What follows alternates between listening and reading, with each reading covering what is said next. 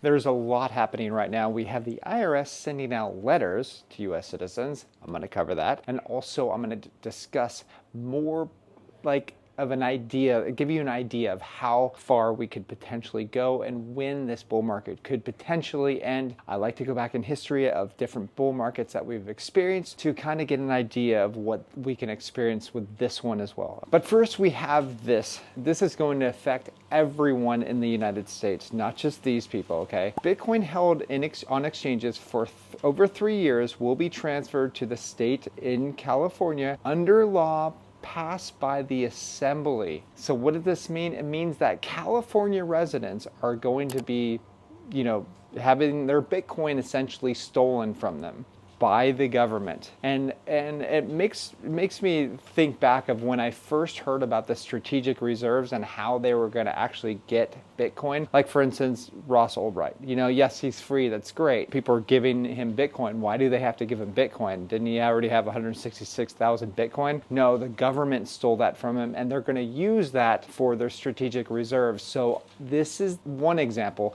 of what they're going to be doing in the future. They're going to be confiscating Bitcoin here, confiscating Bitcoin here, and with the U.S. running at an 8% deficit, they're going to be not using taxpayer money. They're going to be stealing people's money outright. They're going to come up with clever ways. So this is one of those reasons, one of those ways. So just be prepared to take your dang coins off exchanges. So actually the silver lining here is that governments are actually encouraging self-custody because, people don't want to get their coins stolen from the government that's supposed to protect them.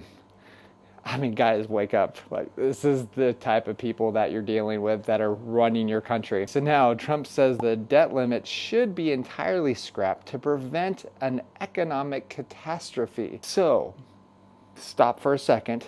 Look at this chart that I'm showing you right now. Does this look like there's a debt ceiling or a debt limit? Use your brains, guys. Come on, I'm here to kind of shake you out. All right, this is going to happen regardless. It doesn't matter. It's all theater. Everything Musk says. Trump, Biden, Clinton's, Bush's, whatever, it doesn't matter who they are. They're all part of the club and they're not your friend. And this is just proof to you guys. Come on. The central banks are going to be inflating your currency to oblivion. And that is why they're coming out with central bank digital currencies in the form of stablecoins. You heard it here first, or hopefully somebody else. It's good to actually hear other people talking about this, not just me. Okay, so moving on, we also have Elon Musk calls for lobbying against spending bill. He says, call your senator, call your congressman. Bankrupting America is not okay. Kill the bill. So I wrote underneath him, Sir Crypto Tips, if you want to follow me there. If a mere phone call was all that Americans needed to stop the currency printer, the Federal Reserve would not have survived since 2013. So think about that. Let me read that over again, okay? Just to kind of clarify who runs the show. If a mere phone call was all that Americans needed to stop the currency printer, the Federal Reserve would not have survived since 2013. Learn about the Federal Reserve, guys. Come on. You got to learn about the Federal Reserve. They control pretty much every aspect of your life, especially if you are a working citizen. Let's go over to Treasury Secretary Bessent says the U.S. is never going to default on its $36 trillion in debt. We should say just 37 trillion because it's almost 37 trillion at this point. I don't know if they're going to default or whatever. I think they're going to pull like what I said before, in 1933 revaluation of the U.S. dollar. That's what's going to happen, in my opinion. So back in 1933, I think it was 1933, where the U.S. told U.S. citizens to be patriotic and give their gold back to the United States government, and they did. And once they had finished gathering all that gold, they revalued gold 60 to 80% higher, which means the U.S. dollar lost 60 to 80% of its value overnight. You don't think they're going to do that again?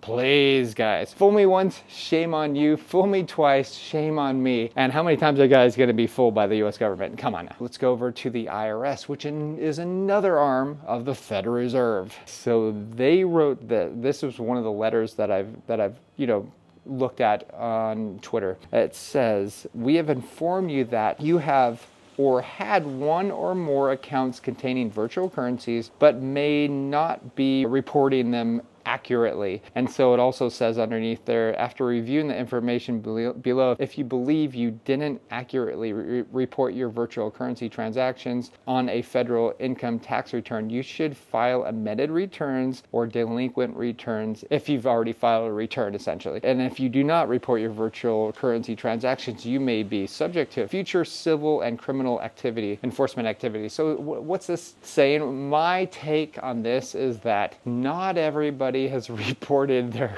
taxes, okay?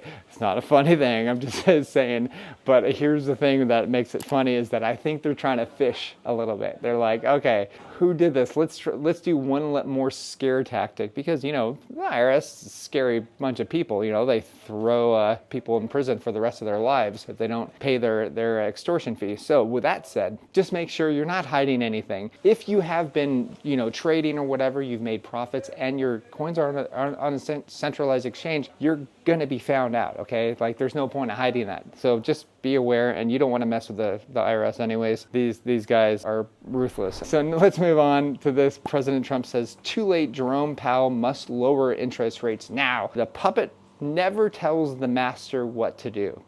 Think about that for a second. And I'm going to move on to the last story right here, Bitcoin cycles. Okay, so in order to understand where we could be potentially heading in this cycle, we need to go back in history. And this is why I keep doing that. And that's how I've been able to take advantage of higher prices and selling when everybody is super bullish, and buying when everybody hates this space. Okay, this is what I do. Okay, so in 2013, the bull market, 9 months starting after the new all-time high, okay? That was the entire bull market. So it lasted 9 months later. And then the bear market that preceded was 38 months. Ouch. I remember that.